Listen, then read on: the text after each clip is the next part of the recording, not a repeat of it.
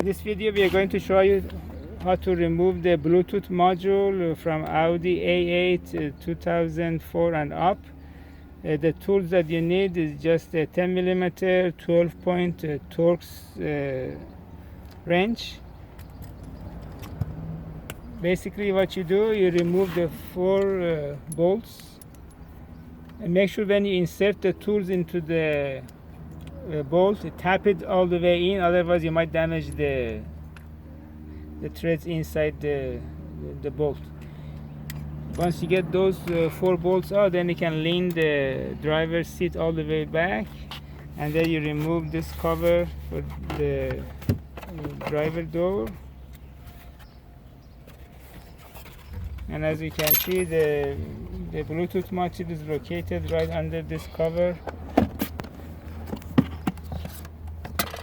And here you go. You already disconnected. It has just 2 connectors, one big one and 3 connectors, one fiber optic antenna and the data cable.